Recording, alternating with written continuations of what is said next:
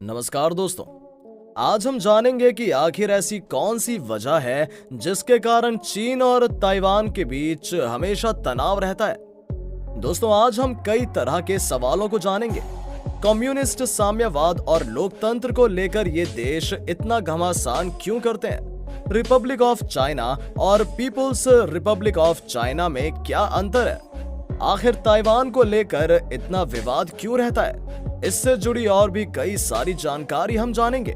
आप जो ये चीन का नक्शा देख रहे हैं, यहाँ पर सबसे पहले क्वीन वंश का शासन चलता था, लेकिन उस समय चीन के ये राजवंश थोड़े कमजोर थे।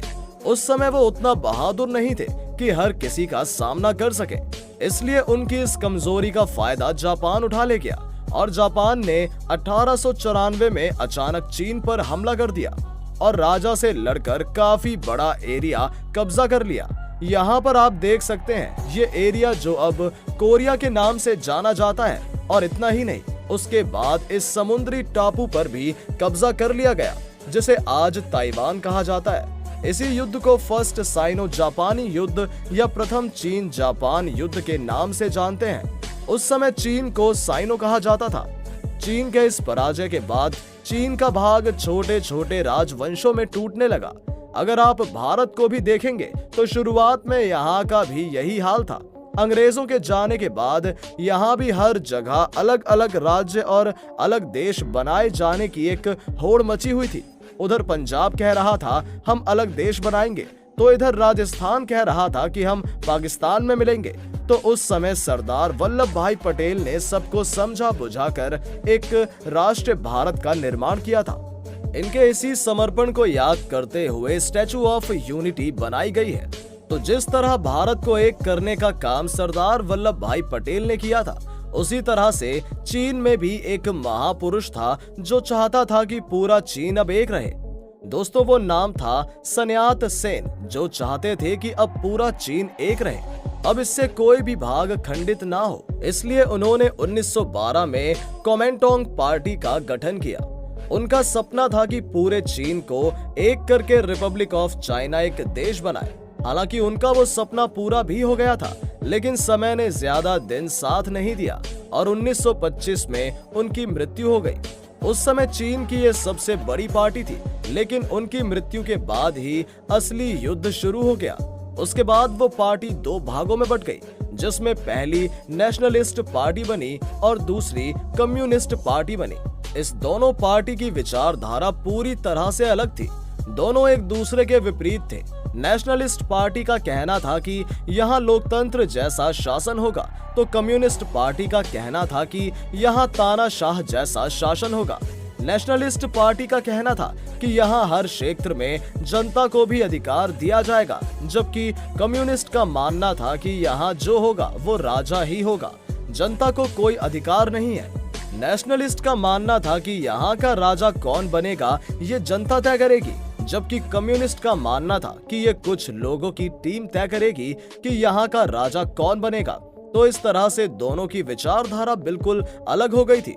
नेशनल पार्टी को नेतृत्व कर रहे थे चांगा इसेक, जबकि कम्युनिस्ट पार्टी को नेतृत्व कर रहे थे माओ जेडोंग। इन दोनों का अगर कोई विचार मिल रहा था तो वो बस इतना सा था कि ये दोनों पूरे चीन को एक राजा देना चाहते थे। बस धीरे धीरे ये आपसी मतभेद और दोनों की विचारधारा इतनी बदली कि 1927 में नेशनलिस्ट पार्टी के लोगों ने शंघाई में घुसकर कम्युनिस्ट पार्टी के नेता और समर्थकों का कत्लेआम करना शुरू कर दिया। इसलिए इस युद्ध को शंघाई नरसंहार के नाम से भी जाना जाता है। और इसके बाद कम्युनिस्ट पार्टी के लगभग 1 लाख लोगों को मारा गया था। अब ये लड़ाई शांत ना होकर एक अलग रूप ले चुकी थी। ये लड़ाई अब थमने वाली नहीं थी। जब कोई भी लड़ाई जनता के बीच चली जाती है तो वो युद्ध इतनी आसानी से शांत नहीं होता। यही वजह से भारत को भी आजादी मिली, क्योंकि अब वो लड़ाई किसी एक समूह या खास लोगों के बीच नहीं रह गई थी। सारे लोग मैदान में आ गए थे। जब मरने के लिए सारे लोग उतर जाएंगे तो सामने वाला चाहकर भी कुछ नहीं कर सकता। और वही वजह थी जब अंग्रेज ने यहाँ से जाना ही उचित समझा। तो चीन में भी इस युद्ध ने गृह युद्ध का रूप ले लिया। जब किसी देश में आपस में ही युद्ध शुरू हो जाएगा तो उसे गृह युद्ध या सिविल वॉर कहते हैं। यहाँ के लोग आपस में ही एक दूसरे के दुश्मन बन गए और ये लड़ाई इतनी भयानक और विस्तार रूप ले चुकी थी कि ये लड़ाई तब तक नहीं रुकी जब तक कि किसी एक पार्टी का विनाश नहीं हो जाता। अब यहाँ पर फिर जापान ने अपनी चाल चल दी। जापान ने देखा कि ये लोग आपस में ही उलझे हुए हैं, इसलिए उसने 1931 में मंचूरिया पर हमला कर दिया और युद्ध जीतकर वहां एक ऐसा राजा बैठा दिया जो जापान के इशारे पर नाचे। इसके बाद दोनों पार्टी ने आपस में समझौता कर लिया, क्योंकि दोनों पार्टी ने सोचा कि हम लोग ऐसे ही लड़ते रह जाएंगे और जापान हमसे धीरे धीरे सारा राज्य लेता चला जाएगा। तो इन दोनों पार्टी ने मिलकर फिर जापान पर हमला बोल दिया। लेकिन उस समय जापान इतना शक्तिशाली था कि उसके बावजूद वो नहीं हारा और उसने और ये युद्ध को और तेज कर दिया। यह युद्ध 1937 से 1945 तक चला, जिसे द्वितीय साइनो जापान वॉर कहा जाता है। लेकिन यहाँ पर चीन को भाग्य का साथ मिल गया जब द्वितीय विश्व युद्ध में अमेरिका ने 6 अगस्त 1945 को जापान के हिरोशिमा पर और 9 अगस्त को नागासाकी पर बम फोड़ दिया। अब इससे जापान को इतना नुकसान हुआ कि इसने खुद ब खुद चीन के उस मंचूरिया जगह को वापस दे दिया। अब यहाँ कम्युनिस्ट ने अपना दिमाग लगाया। कम्युनिस्ट पार्टी ने रूस से मित्रता कर ली और उससे मदद मांगी। उस समय रूस ने भी कम्युनिस्ट विचारधारा के लोग ही रहते थे, इसलिए उन लोगों ने इनकी मदद कर दी। अब सारे कम्युनिस्ट ने मिलकर नेशनलिस्ट पार्टी से बदला लेना शुरू कर दिया। 1945 से 1948 तक खोज कर सारे नेशनलिस्ट को मारना शुरू कर दिया। उसके बाद जो भी नेशनलिस्ट पार्टी के लोग बचे वो अपनी जान बचाने के लिए फार्मूसा द्वीप चले गए और चीन को 1949 में कम्युनिस्ट देश घोषित कर दिया गया। 1950 तक वहां से लगभग 20 लाख नेशनलिस्ट लोग इस द्वीप पर आकर बसेरा करने लगे। यहाँ पर इनके कल कारखाने खुले और उसके बाद धीरे धीरे यहाँ हालात सही हो गए और बाद में यही देश ताइवान कहलाया। इस तरह से चीन में 1927 से 1950 तक गृह युद्ध चला और अंत में चीन एक कम्युनिस्ट पार्टी का देश बन गया। लेकिन इसके बाद भी युद्ध समाप्त नहीं हुआ।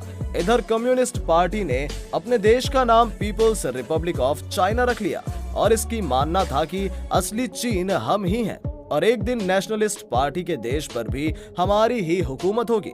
लेकिन ये लोग भी कम नहीं थे।